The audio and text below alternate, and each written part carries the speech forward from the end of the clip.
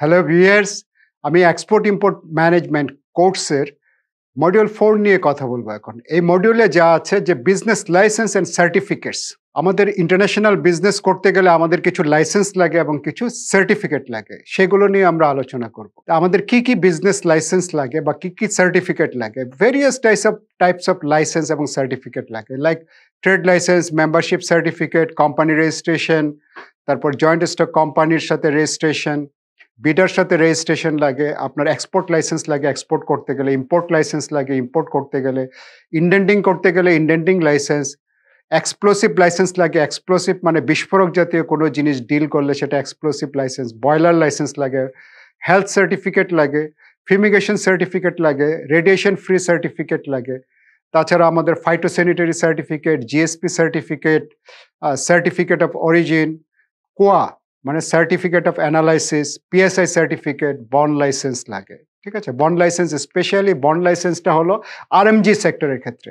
RMG সেক্টরে bond licence use করে তারা ডিউটি ফ্রি মালামাল আনতে পারে। যা আমাদের আরএমজি সেক্টর, যেটা এক্সপোর্ট ওরিয়েন্টেড ইন্ডাস্ট্রি, তারা বন্ড লাইসেন্সের মাধ্যমে মালামাল ডিউটি ফ্রি মালামাল এনে থাকে এবং সেই ক্ষেত্রে তাদের বন্ড লাইসেন্স নিতে হয় কাস্টমস থেকে। ওকে, এখন ট্রেড লাইসেন্স সম্বন্ধে আমরা আলোচনা করছি। যে ট্রেড লাইসেন্স আমাদের সিটি কর্পোরেশনের যে রুলস আছে 1986-এ, সেখানে আপনাকে বিজনেস করতে গেলে কি করতে হবে? সেখানে আপনার মিউনিসিপ্যাল ট্যাক্সেশন রুল 1986 এবং সিটি কর্পোরেশন ট্যাক্সেশন রুল 1983, সেই অনুযায়ী আপনাকে ট্রেড লাইসেন্স, একটা ট্রেড পারমিট নিতে হবে। এটা কোথা থেকে নিতে হবে? এটা হলো যদি ঢাকাতে হয় ঢাকা সিটি কর্পোরেশন, এটা ঢাকা নর্থ সিটি কর্পোরেশন আছে, আবার ঢাকা সাউথ সিটি কর্পোরেশন আছে। ওই জোনে যদি আপনার বিজনেস হয়ে থাকে পার্টিকুলার জোন থেকে নিতে হবে। তাছাড়া দেশের বিভিন্ন, বাংলাদেশের শুধু ঢাকা সিটি কর্পোরেশন না, ঢাকার বাইরেও অন্যান্য সিটি কর্পোরেশনে যাদের ব্যবসা আছে, তারা যদি ব্যবসা করতে চান, লোকাল বা ইন্টারন্যাশনাল ব্যবসা যাই করেন না কেন, তাদের কি করতে হবে? তাদের বিজনেস লাইসেন্স নিতে হবে, মানে ট্রেড লাইসেন্স নিতে হবে। ট্রেড লাইসেন্স ছাড়া ব্যবসা করা যাবে না, লোকাল ব্যবসা হোক ইন্টারন্যাশনাল। এবং সেই ট্রেড লাইসেন্সে আপনার কি করতে হবে? ট্রেড লাইসেন্সে আপনার আমার যে সেক্টর অফ বিজনেস, আমি কি করতে চাই, ইম্পোর্ট করতে চাই, এক্সপোর্ট করতে চাই, ইনডেন্টিং করতে চাই, ম্যানুফ্যাকচারিং বিজনেস, সাপ্লাই বিজনেস, সেগুলো আপনাকে সিলেক্ট করতে হবে। এই ইনফরমেশনগুলো ট্রেড লাইসেন্সে আপনার উল্লেখ করতে হবে। বুঝতে পারছেন? আর এখন আমাদের দেশে ডিজিটালাইজেশন, সব কিছুই অ্যাকচুয়ালি ডিজিটালাইজড ওয়েতে হচ্ছে। আমাদের ট্রেড লাইসেন্সও আপনার ডিজিটালাইজড, মানে আপনারা ওয়েবসাইট ইউজ করে আপনারা ট্রেড লাইসেন্স অবটেইন করতে পারেন। সেই ক্ষেত্রে আপনাদের যে ওয়েবসাইটটার কথা আমি বলবো সেটা হলো আপনারা www.etradelicense.gov.bd, সেখানে গেলে আপনারা ট্রেড লাইসেন্স, হ্যাঁ, সেটা লোকাল গভর্নমেন্ট ডিভিশন, এবং প্রসিডিউর হলো please visit the website and follow the procedure. সেখানে ওয়েবসাইটে ডিটেল প্রসিডিউর বলা আছে। সেই ডিটেল প্রসিডিউর বলা আছে, সেই প্রসিডিউর মোতাবেক আপনাকে কি করতে হবে? আপনাকে ফর্ম ফিল আপ করতে হবে, লগ ইন করতে হবে, সাইন আপ করতে হবে, নেসেসারি ফিজ দিতে হবে। ট্রেড লাইসেন্সের জন্য নেসেসারি ফিজ আছে। যেখান থেকে আপনি করেন না কেন, যেখানে ব্যবসা হবে সেই জোনেই আপনাকে কি করতে হবে? সেখান থেকে ট্রেড লাইসেন্সগুলো নিতে হবে। এই ক্ষেত্রে আপনাকে যেটা বললাম যে আপনারা ওয়েবসাইটে যখন যাবেন, সেখানে এরকম আপনাকে লগ ইন করতে হবে। আপনি লগ ইন করলে হচ্ছে কি, লগ ইন করলে আপনি এখানে আপনার মোবাইল, ইমেল আর পাসওয়ার্ড দিয়ে আপনি লগ ইন করতে পারবেন। এটা কখন করতে পারবেন? আগের প্রসিডিউরগুলো যদি কমপ্লিট করে ফেলেন, তখন আপনি এই আপনার ট্রেড লাইসেন্স পোর্টালে গিয়ে আপনি লগ ইন করতে পারবেন। লগ ইন করে আপনি আপনার ডিটেল ইনফরমেশন পেতে পারেন। তবে একটা কথা বলে রাখছি, যতই আমাদের ডিজিটালাইজড, এখনো ফুল ফ্লেজেড ডিজিটালাইজড হয় নাই। ঠিক আছে? আপনাকে অনলাইনে হয়তো অনেক কিছু সাবমিট করতে হবে, অনেক পেপারস দিতে হবে। নেসেসারি পেপারসগুলো ট্রেড লাইসেন্স করতে গেলে আপনার যে বাড়ি ভাড়ার ডিড দিতে হবে, নেসেসারি ফিজ দিতে হবে, আরও কিছু ডকুমেন্টেশন, সেটা বলে দেওয়া আছে, ওয়েবসাইটে বলে দেওয়া আছে। সেগুলো আপনাকে অনলাইনে যদি সাবমিট করতে হয়, অনলাইনে আপনাকে সাবমিট করতে হবে। সাম কেসেস কিছু ফিজ আপনাকে ম্যানুয়ালি, ফিজিক্যালি অফিসে গিয়ে দিতে হবে। এখনো সেই টোটাল ব্যাপারটা ডিজিটালাইজড এখনো হয় নাই। ঠিক আছে? তো যতটুকু হয়েছে তার মাঝে থেকে আমাদের কাজ করতে হবে। এইভাবে আপনাকে আমাদের ট্রেড লাইসেন্স সিকিউর করতে হবে এবং ট্রেড লাইসেন্স নিয়ে আমাদের ব্যবসা করতে হবে। তবে একটা জিনিস মনে রাখবেন, ট্রেড লাইসেন্স যদি ইম্পোর্ট করতে চান, ইম্পোর্ট কথাটা লিখতে হবে। যদি এক্সপোর্ট করতে চান, এক্সপোর্ট কথাটা লিখতে হবে। ইম্পোর্ট এক্সপোর্ট বোথ করতে চান, ইম্পোর্ট এক্সপোর্ট দুটোই লিখতে হবে। অথবা যদি ইম্পোর্ট এক্সপোর্ট সাপ্লাই লিখতে চান তাহলে ইম্পোর্ট এক্সপোর্ট এবং সাপ্লাই লিখতে হবে। আর যদি এমন হয় যে আপনি ইম্পোর্ট এক্সপোর্ট সাপ্লাই এবং ইনডেন্টিং করতে চান তাহলে পুরো ব্যাপারটাই লিখতে হবে। হ্যাঁ, পুরো ব্যাপারটাই লিখতে হবে, ঠিক আছে?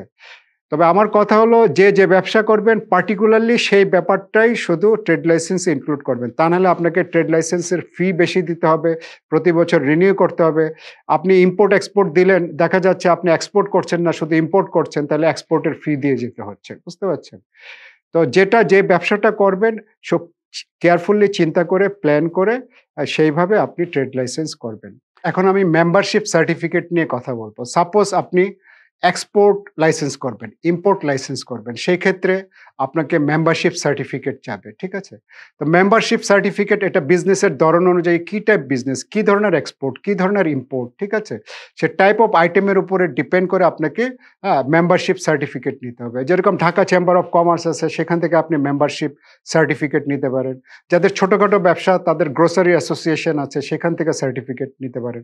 যে আইটেমের সাথে যারা রিলেটেড, সে আইটেম রিলেটেড মেম্বারশিপ সার্টিফিকেট আপনারা কিছু অ্যাসোসিয়েশন থেকে পাবেন। সেই মেম্বারশিপ সার্টিফিকেটটা কেন দরকার?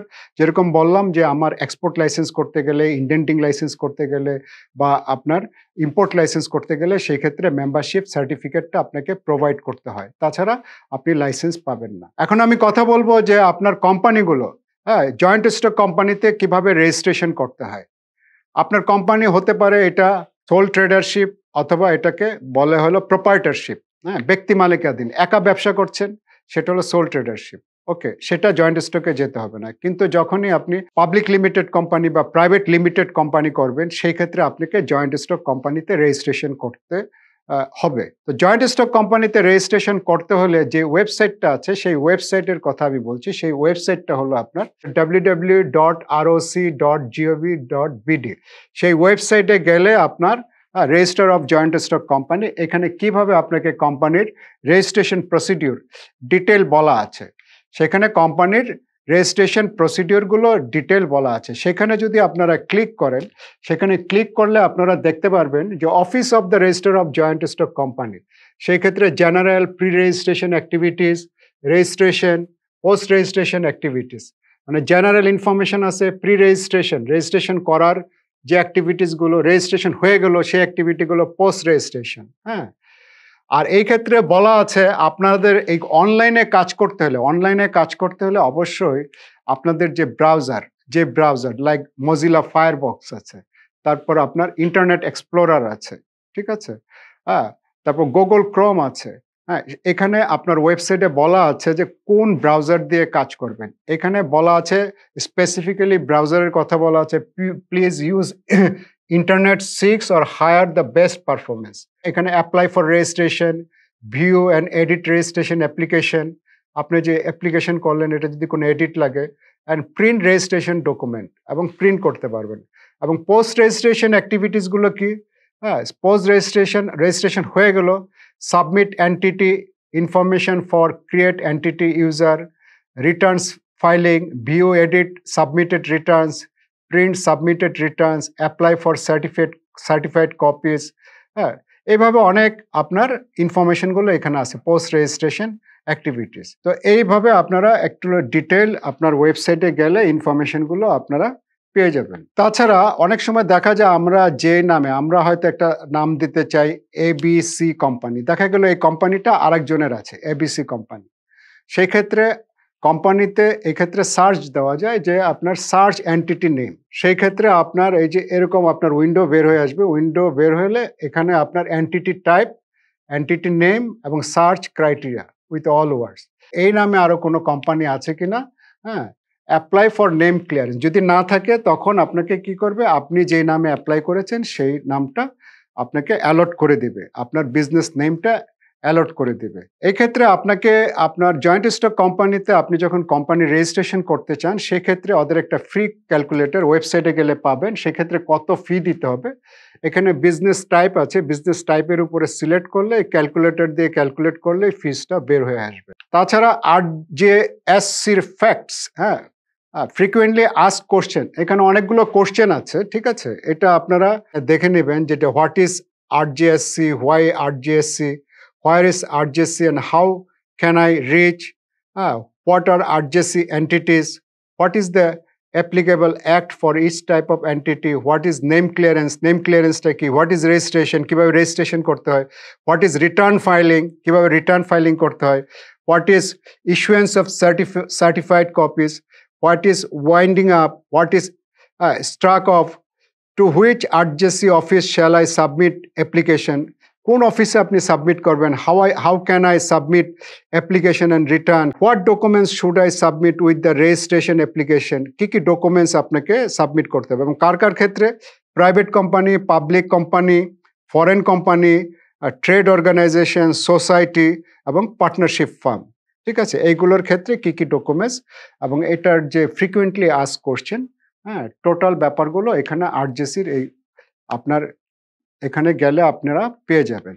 আপনি যখন মনে করেন যে এটা মানে আপনি টোটালি রেজিস্টার্ড হয়ে গেলেন তো যে কোনো সময় আপনার যে কোনো ব্যাপার, যে কোনো প্রবলেম, যে কোনো ডকুমেন্টস, ঠিক আছে, সেখানে সাইন ইন করে নিতে পারেন। এখানে আপনি গেলে এখানে আপনার একটা ইউজার নাম এবং পাসওয়ার্ড থাকবে, সেটাতে গেলে আপনি সাইন ইন করে টোটাল ইনফরমেশন আপনি পেতে পারেন। তো এই হলো রেজিস্টার অফ জয়েন্ট স্টক কোম্পানির যে ফর্মালিটিসগুলো আছে সেটা অনলাইনে কিভাবে কাজ করতে হয় সেই ব্যাপারগুলো আমরা আলোচনা করলাম। আর আপনারা যদি ওয়েবসাইটে চলে যান, ওয়েবসাইটে গেলে ডিটেল ইনফরমেশনগুলো আরও পেয়ে যাবেন, রিয়েল লাইফে আরও ব্যাপারগুলো বুঝে যাবেন আপনারা, ঠিক আছে। এখন আমি বিডা নিয়ে কথা বলবো। বিডাতে কিভাবে রেজিস্ট্রেশন করতে হয়। বিডা মানে হচ্ছে বাংলাদেশ ইনভেস্টমেন্ট ডেভেলপমেন্ট অথরিটি।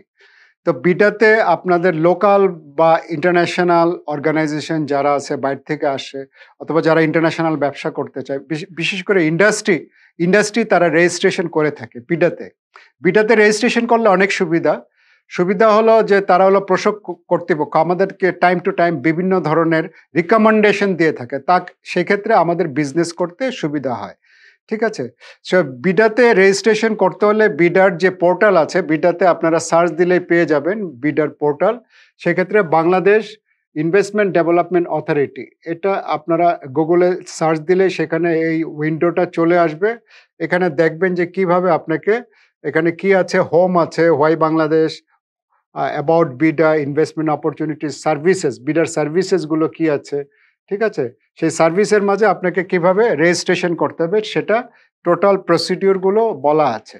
তো বিডাতে আপনার what is the registration process at বিডাতে কিভাবে রেজিস্ট্রেশন করতে হয়, সেই ক্ষেত্রে আপনার কি হচ্ছে, are there any difference between registration of local and foreign authorities. The registration process is same for local, foreign and joint venture industry. Any application for investment registration are to be made online through the BIDA's one-stop service, OSS, one-stop service. পোর্টালটা কি, bidaquickserve.org। আপনারা প্রথমে BIDA search দিলে বের হবে, সেখান থেকে এটা আপনারা এই লিঙ্কটা পেয়ে যাবেন। List of documents required for local and foreign investment including the joint venture project is mentioned in the portal. সেই পোর্টালেই কি কি ডকুমেন্টস আপনাদের সাবমিট করতে হবে সেটা বলা আছে। তো বিডাতে রেজিস্ট্রেশন করার সুবিধা হলো যে এখানে তারা আমাদেরকে টাইম টু টাইম বিজনেস করতে গেলে আমরা বিভিন্ন ধরনের সমস্যায় পড়ি, হয়তো ইলেকট্রিক কানেকশন পাচ্ছি না, গ্যাস কানেকশন পাচ্ছি না, ঠিক আছে, এক্সপোর্ট করতে সমস্যা হচ্ছে, ইম্পোর্ট করতে সমস্যা হচ্ছে। সেই ক্ষেত্রে বিডার থেকে আমরা যদি বিভিন্ন ধরনের রিকমেন্ডেশন লেটার নিয়ে যাই, সেক্ষেত্রে আমাদের কাজগুলো ইজিয়ার হয় এবং বিডা সেই কাজগুলো করে থাকে। এবং সেই ক্ষেত্রে বিডার সাথে আপনাকে কি করতে হবে, রেজিস্টার্ড হতে হবে। সাথে আপনার ইন্ডাস্ট্রিগুলো রেজিস্টার্ড হয়ে থাকে, যেটা বলেছি কোন কোন ইন্ডাস্ট্রি, সেটা হলো লোকাল, ফরেন, জয়েন্ট ভেঞ্চার, সবাই বিডার সাথে রেজিস্টার্ড হতে পারে। আমাদের এখন কথা বলবো এক্সপোর্ট লাইসেন্স, ইম্পোর্ট লাইসেন্স এবং ইন্ডেন্টিং লাইসেন্স নিয়ে। তো এটা কারা দিয়ে থাকে, সিসিআই দিয়ে থাকে। সিসিআই মানে কি, chief controller of import and export ইম্পোর্টের ক্ষেত্রে CCI plays a significant role in the trade policy formulation of Bangladesh. আমাদের যে এক্সপোর্ট পলিসি, ইম্পোর্ট পলিসি হয়, সেই পলিসি ফর্মেশনে, তাছাড়া এক্সপোর্ট ইম্পোর্টের যে বিভিন্ন পারমিটগুলো সেগুলো সিসিআই থেকে পেয়ে থাকি। তাছাড়া বিভিন্ন ধরনের লাইসেন্সও আপনার সিসিআই ইস্যু করে থাকে। সিসিআই থেকে যে সার্ভিসগুলো আমরা পেয়ে থাকি নর্মালি, সেই সার্ভিসগুলো কি, সেগুলো হলো আপনার industrial and commercial import registration certificate, সেটা হলো IRC, issuance of exporter registration certificate, ERC, issuance of indenting registration certificate, এটাকেও বলে IRC, Indenting Registration Certificate, issuance of import permit, IP, issuance of export permit, EP, এগুলো আপনার কে issue করে থাকে? এটা CCI। তাছাড়া আপনার কিছু পারমিশন দরকার হয় ইম্পোর্ট করার আগে, সেই পারমিশনগুলো। তাছাড়া আপনার issuance of permit involve in national and international trade fair, national এবং ইন্টারন্যাশনাল ট্রেড ফেয়ারে অ্যাটেন্ড করতে গেলে আপনার কিছু পারমিশন দরকার হয়, তারা সেটা ইস্যু করে থাকে। Issuance of import cum export permit, issuance of export cum import permit, issuance of explanation regarding import policy, import policy related কোনো ধরনের এক্সপ্লেনেশন থাকলে সেটাও তারা দিয়ে থাকে। Chief control of import and export অফিসে এখন আপনার আমাদের যে ইম্পোর্টের যে লাইসেন্স, এক্সপোর্ট যে লাইসেন্স, ইন্ডেন্টিং লাইসেন্স, সেগুলো অনলাইন হয়ে গেছে। তো আপনারা ইউটিউবে একটা দেখে নেবেন, একটা ভিডিও আছে OLM, অনলাইন লাইসেন্স মডিউল। হ্যাঁ, সিসে যে অনলাইন লাইসেন্স মডিউল, এটা প্রায় 6 মিনিটের একটা ভিডিও আছে। এই ভিডিওটা যদি আপনারা স্টাডি করেন, এটা ইউটিউবে সার্চ দিলে পেয়ে যাবেন। সেখানে টোটাল প্রসিডিউরটা কিভাবে অনলাইনে আপনার রেজিস্ট্রেশন করতে হয় সেটার ডিটেলটা এখানে বলা আছে। যেটা বলছিলাম যে আপনার ইম্পোর্ট এক্সপোর্ট এবং indenting licence CCI, chief controller of import and export office issue করে থাকে। এবং কিভাবে ইস্যু করবে সেই ক্ষেত্রে তারা নেসেসারি ডকুমেন্টস চাবে এবং এই ক্ষেত্রে নেসেসারি ফিজও চাবে। সেই ফিজগুলো দেওয়ার পর আপনাকে তারা লাইসেন্স দেবে। এখানে ফিজের কিছু, এটা আগের, এটা আপনার এখন প্রেজেন্ট, এটা আমাদের দেখতে হবে। আমার কাছে স্লাইডে যা আছে সেটা হলো যে আপনার ইম্পোর্টের ক্ষেত্রে আপনার যে ফিজগুলো সেটা হলো আপনার registration fee, initial registration fee up to 5,000, up to 25 lakhs 10,000।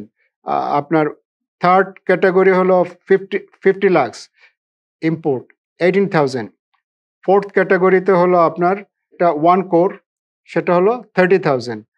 R up to 5 crore সেটা হলো 45,000, অ্যান্ড অ্যাবাভ 5 crore 60,000। এবং accordingly renewal fee category wise দেওয়া আছে, সেটা দিতে হবে। এখন প্রেজেন্ট পলিসিতে ইট মাইট বি চেঞ্জ, ঠিক আছে, সেই অনুযায়ী আপনাকে দিতে হবে। এক্সপোর্টের ক্ষেত্রে কি করতে হবে? ইনিশিয়াল রেজিস্ট্রেশন এক্সপোর্টারকে দিতে হবে হলো 7,000, আর রিনিউয়াল ফি হলো 5,000।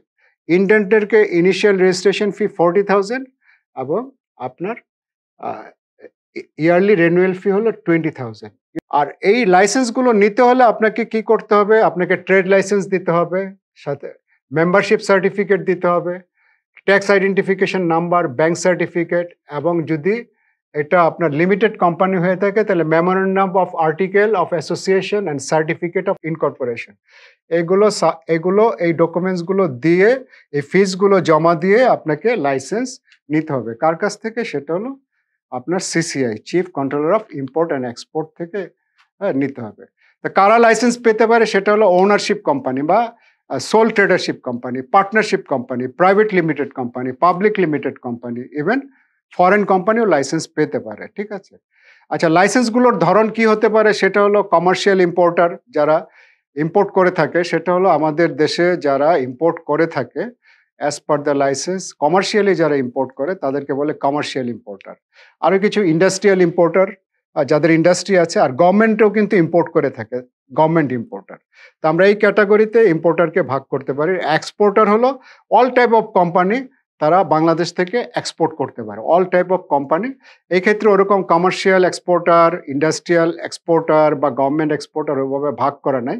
কিন্তু ইম্পোর্টের ক্ষেত্রে ওইভাবে কমার্শিয়াল ইম্পোর্টার আছে, ইন্ডাস্ট্রিয়াল ইম্পোর্টার আছে এবং গভর্নমেন্ট ইম্পোর্টার। এইভাবে এক্সপোর্ট ইম্পোর্টে এইভাবে আমরা টাইপ করে থাকি। আচ্ছা, necessary documents for import export licence কি কি লাগবে, ঠিক আছে, সেটা আমি আগের স্লাইডে দেখিয়েছি। আর তাছাড়া এটা CCI এর ওয়েবসাইটে আপনারা গিয়ে একটা PDF ফাইল পাবেন। সেই ক্ষেত্রে আপনার যে কি কি ডকুমেন্টস লাগবে সেই ডকুমেন্টসগুলো পেয়ে যাবেন। তাছাড়া আমরা একটা লিঙ্কে এটা দেওয়ার চেষ্টা করব, একটা লিঙ্কে দিয়ে দিব। হ্যাঁ, সেই লিঙ্ক থেকে আপনারা পেয়ে যাবেন। এখন আমি এক্সক্লুসিভ লাইসেন্স নিয়ে কথা বলবো, যেটা হলো exclusive act 1984 and different rules. আমরা যদি এক্সক্লুসিভ কোনো আইটেম আমরা ইম্পোর্ট করি অথবা এক্সপোর্ট করি, সেই ক্ষেত্রে আমাদেরকে এই এক্সক্লুসিভ অ্যাক্ট 1984 হ্যাঁ এবং ডিফারেন্ট রুলগুলো যে আছে সেই রুলগুলো ফলো করতে হবে। আমরা যদি ওয়েবসাইটে যাই এখানে different type of application form আছে এক্সক্লুসিভের জন্য।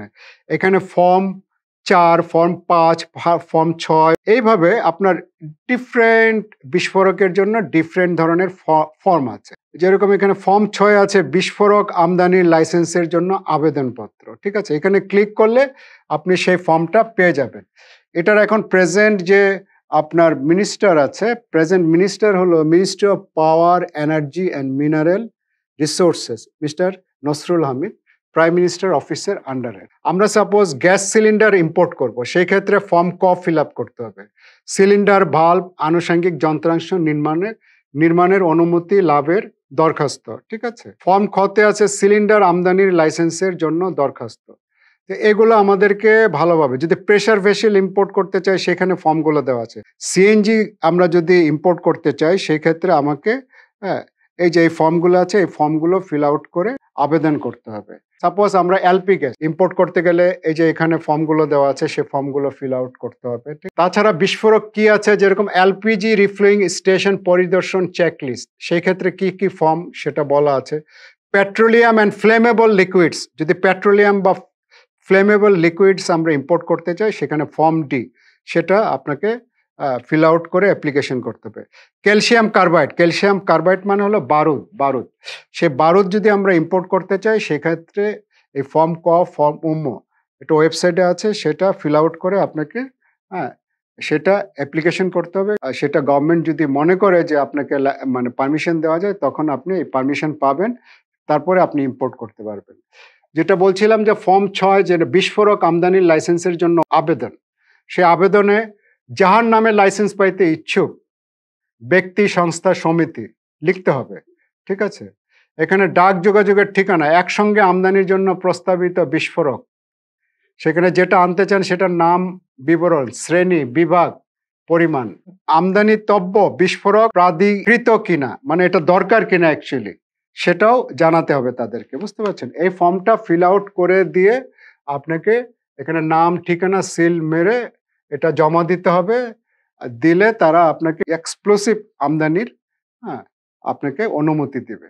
এইভাবে আপনারা এই যে অনলাইনে ওয়েবসাইটে গেলে ডিটেল পেয়ে যাবেন, ফর্মগুলো পেয়ে যাবেন, সেটা ফিল আউট করবেন। ফিল আউট করে কোনো ক্ষেত্রে অনলাইনে করা যাবে, কোনো ক্ষেত্রে ফিজিক্যালি আপনাকে অনেক ডকুমেন্টস দিতে হবে, দিয়ে আপনাকে এক্সপ্লোসিভ লাইসেন্স নিতে হবে, নিয়ে আপনাকে ইম্পোর্ট করতে হবে। তাছাড়া যেটা বলছিলাম যে গ্যাস সিলিন্ডার বিধিমালা, সেটা 1991, গ্যাস সিলিন্ডার যদি ইম্পোর্ট করতে চান সেক্ষেত্রে এই ফর্মটা ক ফর্ম ফিল আপ করতে হবে, আপনাকে সিগনেচার করে দিতে হবে, তাহলে গ্যাস সিলিন্ডার আপনি ইম্পোর্ট করতে পারবেন। এখানে কন্ট্যাক্ট অ্যাড্রেস যেটা আগেই বলেছিলাম, এটার মিনিস্টার হলো মিস্টার নসরুল হামিদ। ওয়েবসাইটে গেলে দেখবেন এটা আমাদের প্রাইম মিনিস্টার আন্ডারে ডাইরেক্ট। এখানে ডিটেল অ্যাড্রেসগুলো দেওয়া আছে, কোনো ইনফরমেশন যদি আপনাদের দরকার হয় সেখানে যেতে পারেন। এবং সেগুনবাগিচায় এটার অফিস। তাছাড়া এটার অফিস আরো কোথায় আছে, চট্টগ্রামে আছে, যশোরে আছে, তারপর রাজশাহীতে আছে, শাহজালাল উপশহর সিলেটে আছে, তারপরে আছে হলো আপনার বাংলা বাজার, বরিশালেও এটার অফিস আছে। তো এই যে আপনাদেরকে বিভিন্ন অফিসের অ্যাড্রেস দিয়েছি, সেখানে যোগাযোগ করলে আপনারা সেই অফিসগুলোতে যোগাযোগ করলে যদি কোনো বিস্ফোরক আমদানি করতে চান, কি ধরনের ইনফরমেশন সাবমিট করতে হবে, কি কি ফর্মস আপনাকে সাবমিট করতে হবে, কি কি ডকুমেন্টস আপনাকে সাবমিট করতে হবে, তারা বলে দেবে এবং তারা নেসেসারি হেল্প করবে। অ্যাকর্ডিংলি সেই প্রসিডিওর মেনটেন করে আপনাকে বিস্ফোরক আমদানি করতে হবে, যেটা permissible as per the policy, as per the rules. এখন আমি বয়লার লাইসেন্স নিয়ে কথা বলবো, যেটা হলো বয়লার আনতে গেলে প্রতিটি ইন্ডাস্ট্রিতে বয়লার লাগে। বয়লার আনতে গেলে সেখানে বয়লার অ্যাক্ট 1923 আপনাকে ফলো করতে হবে, অ্যান্ড নেসেসারি যে রুলসগুলো আছে। সেটার অফিস কোথায় আছে, সেটার অফিস হলো ঢাকা রিজনাল অফিস হলো আপনার হাউস নাম্বার 5/2 রোড নাম্বার 1 শ্যামলীতে এটা অফিস আছে, ফোন নাম্বার আছে, ইমেইল আছে, সেখানে আপনারা যোগাযোগ করে নেবেন। ঠিক আছে? এই ক্ষেত্রে আপনারা যদি অনলাইনে যেতে চান অনলাইন অ্যাপ্লিকেশন করতে পারেন। অনলাইনে গেলে আপনারা সেখানে এই উইন্ডোটা পেয়ে যাবেন, সেখানে boiler registration application, renewal application, এই অনলাইন অ্যাপ্লিকেশনে গেলে আপনারা এখানে পেয়ে যাচ্ছেন।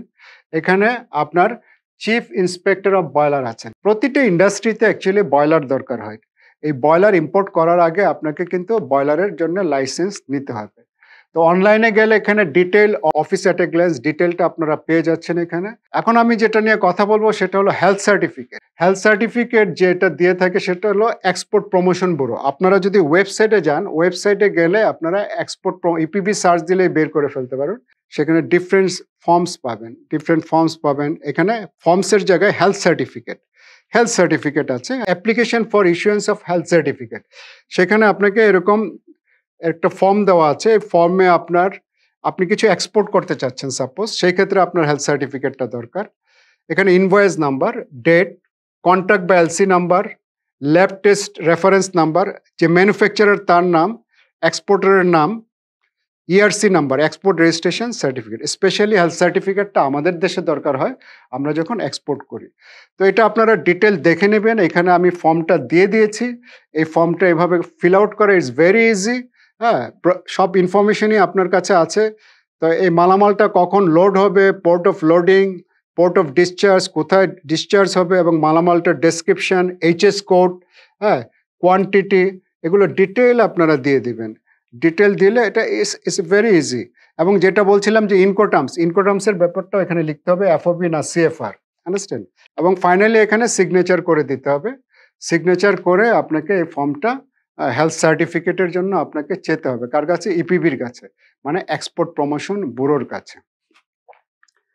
তাছাড়া আরও কিছু জিনিস আপনার ইনফরমেশন চেতে পারে। সেখানে mode of transport, reference number, আপনার test report issued by detail identifying the products, goods produce in country, description, quantity, হ্যাঁ, তারপরে ম্যানুফ্যাকচারিং ডেট, এক্সপায়ারি ডেট, সব ইনফরমেশনগুলো আপনাকে সাপ্লাই করতে হবে। তারপরে তারা আপনাকে একটা হেলথ সার্টিফিকেট দেবে। এই হেলথ সার্টিফিকেটে এরকম ডিটেল আপনি যা ইনফরমেশন দিয়েছেন সেই ইনফরমেশনগুলো থাকবে।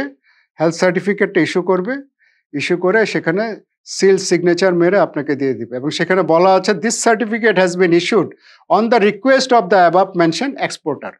কিন্তু এমনি দিবে না। আপনি যদি নেসেসারি আপনার যে ইনফরমেশন যদি সাপ্লাই না দিতে পারেন তাহলে তারা সেই সার্টিফিকেটটা দিবে না। আর যদি নেসেসারি ইনফরমেশন সাবমিট করতে পারেন তখনই তারা আপনাকে এই সার্টিফিকেটটা দিবে। তো আশা করি আপনারা হেলথ সার্টিফিকেট সম্বন্ধে বুঝতে পেরেছেন। আমি আগেই বলেছি আমাদের এক্সপোর্ট ইম্পোর্ট করতে গেলে কিছু লাইসেন্স দরকার হয় এবং কিছু সার্টিফিকেট দরকার হয়। সেরকম ফিউমিগেশন সার্টিফিকেট নিতে হয়। ফিউমিগেশন সার্টিফিকেট মানে এখানে আমরা যে আইটেম এক্সপোর্ট ইম্পোর্ট হচ্ছে এটাতে কোনো ব্যাকটেরিয়া আছে কিনা, ভাইরাস আছে কিনা, ঠিক আছে, সেটা দেখা হয়। ফিউমিগেশন এটা গভর্নমেন্ট কন্ট্রোল অর্গানাইজেশন দিয়েও করানো যায়, আবার এটা থার্ড পার্টি দিয়েও করানো যায়। থার্ড পার্টি লাইক হলো যে এসজিএস, আপনারা এসজিএস এর সাথে যোগাযোগ করতে পারেন। আপনারা যখন মালামাল এক্সপোর্ট করবেন সেই ক্ষেত্রে যদি ইম্পোর্টার চেয়ে থাকে যে ফিউমিগেশন সার্টিফিকেট লাগবে, সেই ক্ষেত্রে এসজিএস ফিউমিগেশন করে দেবে। ফিউমিগেশন এখানে কোনো ব্যাকটেরিয়া বা ভাইরাস আছে কিনা। এসজিএস হলো ওয়ার্ল্ড ফেমাস একটা থার্ড পার্টি, ওয়ার্ল্ড ফেমাস আপনার ইন্সপেকশন অ্যান্ড টেস্টিং অর্গানাইজেশন, তারা ফিউমিগেশন সার্টিফিকেট দিয়ে থাকে, ঠিক আছে। তাদের সাথে যোগাযোগ করে আপনারা ফিউমিগেশন সার্টিফিকেটটা নিতে পারেন। সেই ক্ষেত্রে আপনারা নেটে সার্চ দিলেই এসজিএস এর অ্যাড্রেস পেয়ে যাবেন। আর বাংলাদেশে যদি এসজিএস এর অফিস আপনারা জানতে চান, এই স্লাইডে এখানে বলা আছে এসজিএস অফিস কোথায়, Noor Tower, Biruttam, CR Dutta road, Dhaka. এখানে আপনারা যোগাযোগ করে ডিটেল ইনফরমেশন আপনারা পেয়ে যাবেন। হ্যাঁ, এই ক্ষেত্রে যে কিভাবে নিতে হয় তাদের কাছ থেকে ফিউমিগেশন সার্টিফিকেট, কত ফিস দিতে হবে তাদেরকে, কি প্রসিডিওর আছে তারা ডিটেল বলে দেবে। আমাদের এক্সপোর্ট ইম্পোর্ট করতে গেলে আমাদের অনেক লাইসেন্স অথবা অনেক সার্টিফিকেট দরকার হয়। এরকম একটা সার্টিফিকেট, সেটা হলো রেডিয়েশন সার্টিফিকেট। রেডিয়েশন সার্টিফিকেট মানে রেডিয়েশন, আমরা যে মালামাল এক্সপোর্ট করছি সেই মালামালে রেডিয়েশন নাই, আমরা যে মালামাল ইম্পোর্ট করছি সেটা রেডিয়েশন নাই। সেটা ইম্পোর্টের সময় আমাদের এটা কাকে দেখাতে হয়, আমাদের এখানে স্পেসিফিক অর্গানাইজেশন আছে বাংলাদেশে, সেটা তারা চেক করে এখানে কোনো রেডিয়েশন আছে কিনা। রেডিয়েশন যদি থাকে সেই মালামাল আমাদের দেশে ঢুকবে না। আর যদি এক্সপোর্টের সময় মালামালে কোনো রেডিয়েশন থাকে সেই মালামাল জাহাজে উঠবে না, এক্সপোর্ট হবে না। যেরকম কি প্রোডাক্টের ক্ষেত্রে, সেখানে ধরেন like all agricultural, process food products, plant products, chick, poultry, fish product, milk and milk product, meat product, feed industry, raw materials derived from the livestock and fisheries. তো এখানে রেডিয়েশন লেভেল টেস্ট সার্টিফিকেট করা হয়। Radiation level taste, এখানে কতটুকু radiation আছে, এটার পারপাসটা কি, through authenticate that the food has permissible level of radiation. এটা কার জন্য দরকার, সেটা হলো recurring for Bangladesh atomic energy commission, ministry of science and টেকনোলজির আন্ডারে। Ministry of science and technology plus হলো মিনিস্ট্রি অফ কমার্সের একটা রিকোয়ারমেন্ট, যেটা হলো আমাদের কি করতে হবে, এটা রেডিয়েশন ফ্রি থাকতে হবে অথবা পারমিসেবল লেভেলে আমাদের রেডিয়েশনটা থাকতে হবে। তো আমরা যেটা বলছিলাম যে রেডিয়েশন ফ্রি সার্টিফিকেটটা, সেটা হলো আমাদের ইম্পোর্ট পলিসিতে যেটা বলা আছে, acceptable limit of radiation level milk powder যদি হয়ে থাকে এবং আপনার মিল্ক ফুড এবং মিল্ক প্রোডাক্ট ইজ 95 BQRL, এটাকে শর্ট ফর্মে বলে BQ পার কিলোগ্রাম, এটা হলো আমাদের acceptable range of radiation element, CCM CS 137, and for other food goods are 50 BQ এবং CS লেভেলটা হলো 137 per kilogram. The level of CS 137 in an item shall be calculated in the state it reaches the port without being liquefied and concentrated or processed. In case of local goods, the level of CS 137 in an item shall be calculated in the state it is marketed. The highest acceptable limit of radioactivity level may be revised by the government from time to time. আচ্ছা, যেটা হলো customs authority has developed the procedure for handling the potential import and export of radioactive materials of goods having radioactive content. Customs অথরিটির কাছে এমন procedure আছে, তারা scanner আছে, radioactive material কিনা সেটা তারা ডিটেক্ট করতে পারে, সেটা তাদের এমন ডিভাইসেস আছে, সেই ডিভাইস দিয়ে তারা ডিটেক্ট করতে পারে। আপনি এক্সপোর্ট করেন অথবা ইম্পোর্ট করেন, সেই গুডসগুলো তারা ডিটেক্ট করতে পারে, ঠিক আছে। In order to detect if there is any radioactive material and content in any consignment, Chittagong Custom House has installed two types of radiation detection device. দুই ধরনের ডিভাইস আছে, একটা হলো such as the radioactive portal monitoring RPM বলে, আরেকটা the portable equipment at 4 gates of Chittagong Port. Radioactive material আছে কিনা সেটা তারা চেক করতে পারে, কাস্টমসের এরকম ডিভাইস আছে। তাছাড়া কাস্টমস আরো যেটা করতে পারে, all vehicles trucks entering or living Chittagong port through this 4 gates has to go through this scanner. This is the primary inspection. If the custom official hear any alarm, যদি কোনো রেডিওঅ্যাক্টিভ ম্যাটেরিয়াল থাকে, ঠিক আছে, সেই এই গেটগুলোতে যাওয়ার সময় স্ক্যানারে সেটা ডিটেক্ট হয়ে যায়, হ্যাঁ, সেটা এরকম ডিভাইস আছে, ডিটেক্ট হয়ে যায় রেডিও অ্যাক্টিভ ম্যাটেরিয়াল। সেই ক্ষেত্রে হবে কি, কাস্টমস আপনাকে বলবে যে রেডিও অ্যাক্টিভ ম্যাটেরিয়ালটা রিমুভ করার জন্য।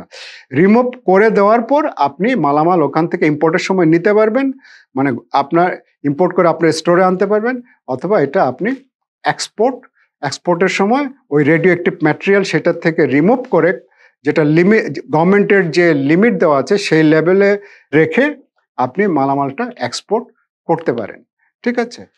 তো আশা করি আপনারা রেডিয়েশন ফ্রি সার্টিফিকেটটা কেন দরকার হয় সেটা বুঝতে পেরেছেন, যাতে এখানে কোনো তেজস্ক্রিয় পদার্থ না থাকে, এবং তেজস্ক্রিয় পদার্থ থাকলে সেটা আমাদের হিউম্যান বডি, অ্যানিমেল বডির জন্য হার্মফুল।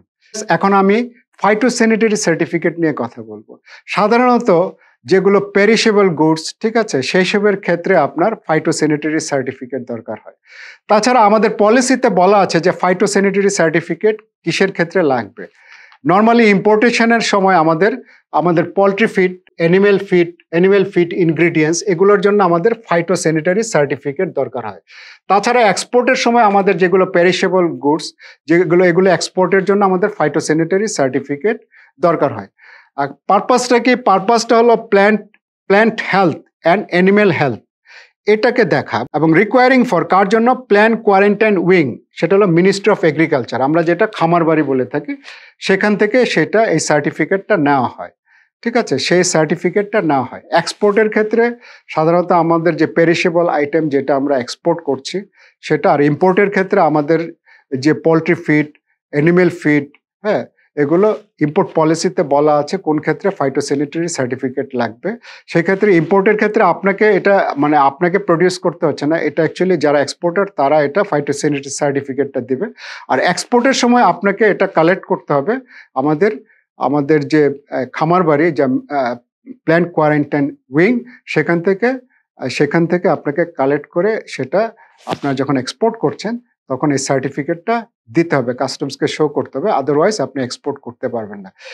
এখন আমি কথা বলবো জিএসপি সার্টিফিকেট নিয়ে। জিএসপি সার্টিফিকেট মানে হলো জেনারেলাইজ সিস্টেম অফ সার্টিফিকেট, ঠিক আছে?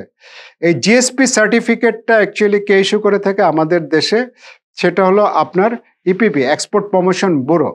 হ্যাঁ, এটা কেন ইস্যু করে থাকে? এই ক্ষেত্রে যারা ইম্পোর্টার লাইক ইউরোপিয়ান ইউনিয়ন যে আমাদের কাছ থেকে মালামাল গার্মেন্টস ইম্পোর্ট করছে, সেই গার্মেন্টসগুলো আপনার ইউরোপে নিয়ে যাচ্ছে, আমেরিকানরা নিয়ে যাচ্ছে, কিন্তু আমেরিকাতে এখন জিএসপি সার্টিফিকেট ইস্যু হয় না, কিন্তু বাট ইউরোপে ইস্যু হয়। কিন্তু ইউরোপে ইস্যু হলে সেই জিএসপি সার্টিফিকেটটা ইস্যু করার পর, ঠিক আছে, সেই সার্টিফিকেটটা আপনাকে আপনার যে অরিজিনাল শিপিং ডকুমেন্টস আছে, সেই ডকুমেন্টসের সাথে সেটা আপনাকে দিতে হবে। কার জন্য দিতে হবে? এটা হলো বায়ারের জন্য দিতে হবে। বায়ার সেই সার্টিফিকেট দিয়ে কি করবে?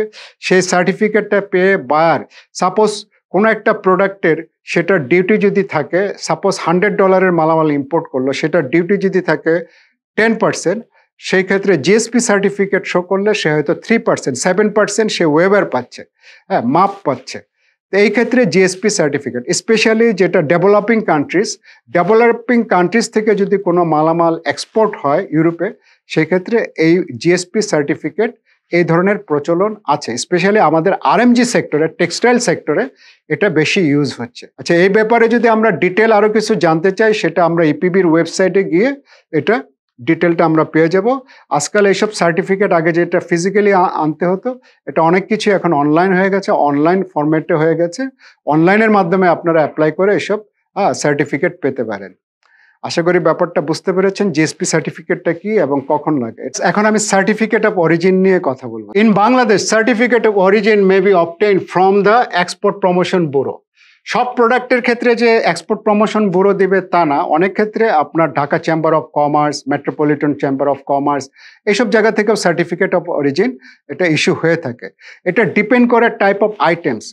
বিজনেসে, ইন্টারন্যাশনাল বিজনেসে আমি অ্যাকচুয়ালি কি আইটেম এক্সপোর্ট করছি, ঠিক আছে, কি আইটেম ইম্পোর্ট করছি, সেটার উপরে আমাকে এই যে সার্টিফিকেট অফ অরিজিনগুলো, আমি যখন ইম্পোর্ট করব সেটা সাপ্লায়াররা দেবে, আর আমি যখন এক্সপোর্ট করব তখন আমাকে এই সার্টিফিকেট অফ অরিজিন আমাকে এটা কালেক্ট করে দিতে হবে। হ্যাঁ, আমার পেটে না, এখানে যে কম্পিটেন্ট অথরিটি আছে, কম্পিটেন্ট অথরিটি থেকে আমাকে সার্টিফিকেট অফ অরিজিনটা আমাকে কালেক্ট করে দিতে হবে।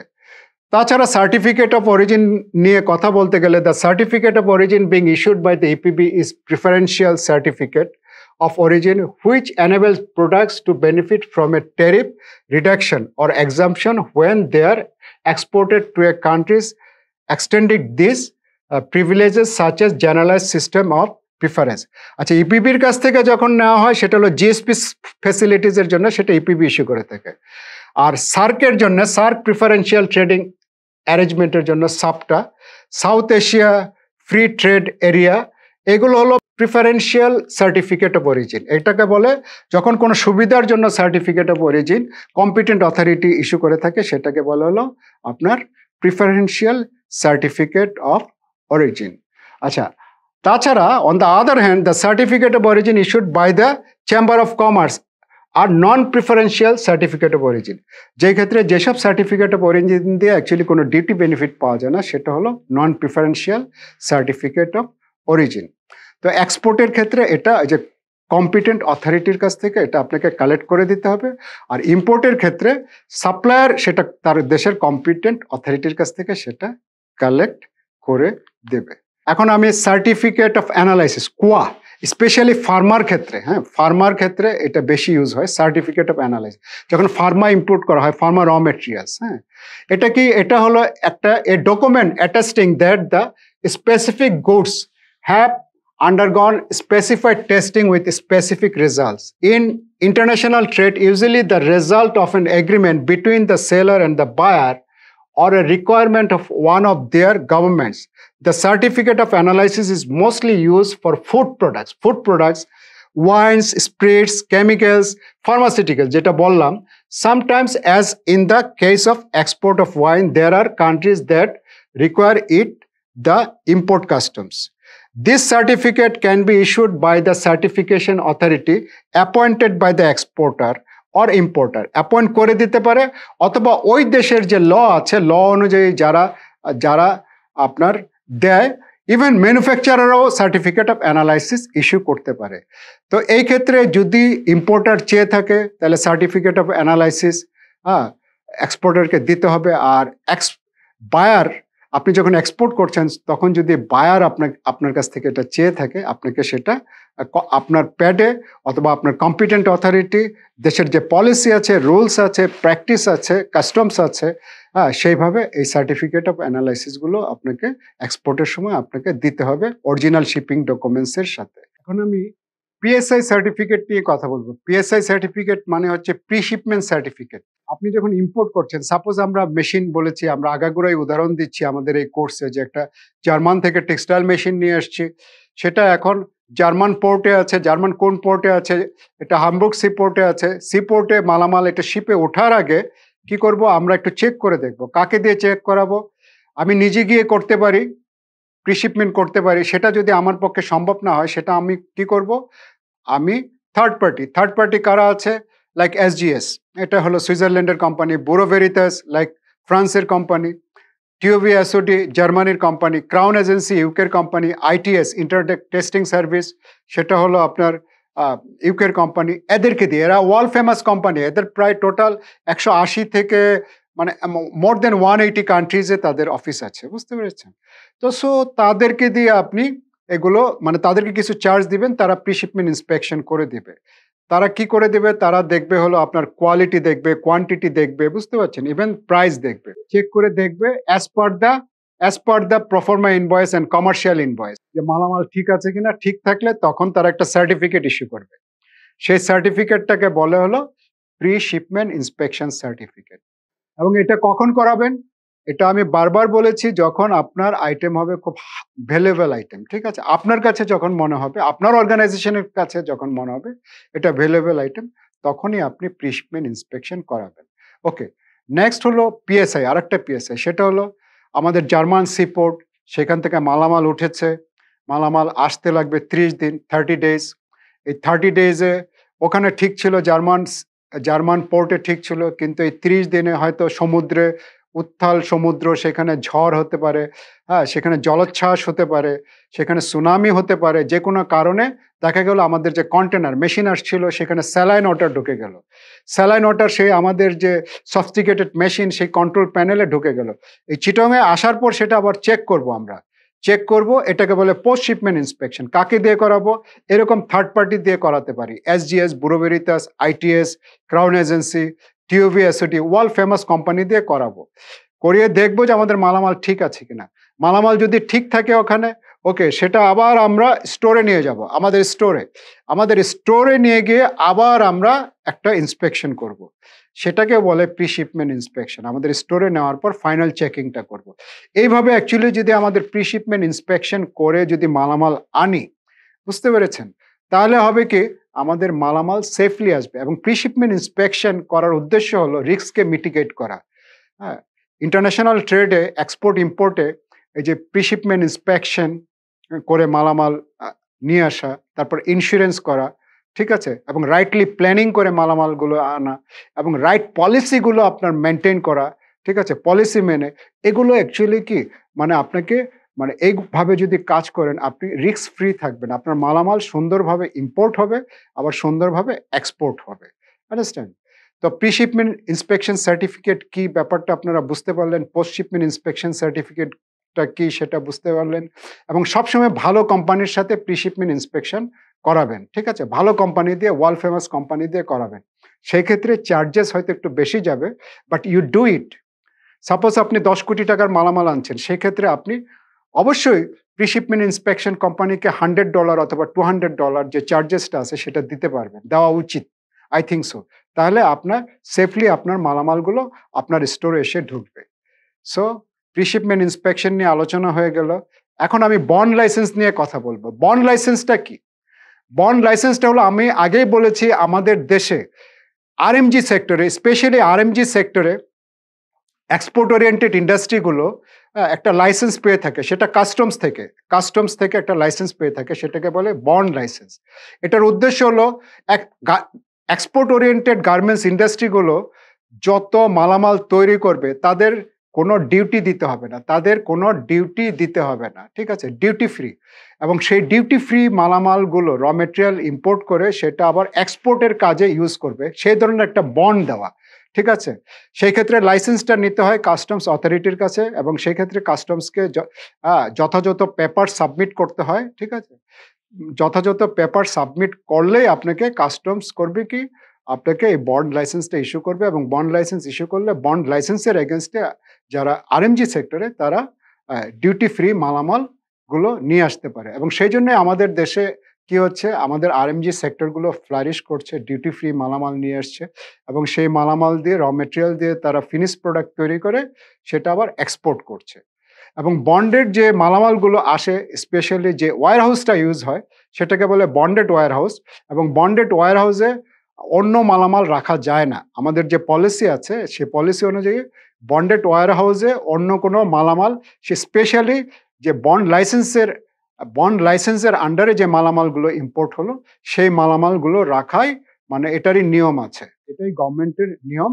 সেই নিয়ম মেনেই আমাকে বন্ডেড ওয়্যার হাউসে বন্ড লাইসেন্সের আন্ডারে মালামালগুলো যেগুলো ইম্পোর্ট করেছি সেগুলো রাখতে হয়। সো আশা করি বন্ড লাইসেন্স কি সেই ব্যাপারটা বুঝতে পেরেছেন, এটার গুরুত্ব বুঝতে পেরেছেন, এবং বন্ড লাইসেন্সের আন্ডারে যে মালামালগুলো ইম্পোর্ট করেছেন সেটা কোথায় রাখতে হবে, বন্ডেড ওয়্যার হাউসে রাখতে হবে, সেটা বুঝতে পেরেছেন। Thank you very much. এই ব্যাপারে যদি আপনাদের কোনো কনফিউশন থাকে, ক্লারিফিকেশন থাকে, আমাদের ফিডব্যাক গ্রুপে যোগাযোগ করবেন, আমরা চেষ্টা করব আপনাদের অ্যান্সার দেওয়ার জন্য। হ্যাঁ, সো ভালো থাকবেন, সুস্থ থাকবেন, সুন্দর থাকবেন। Thank you.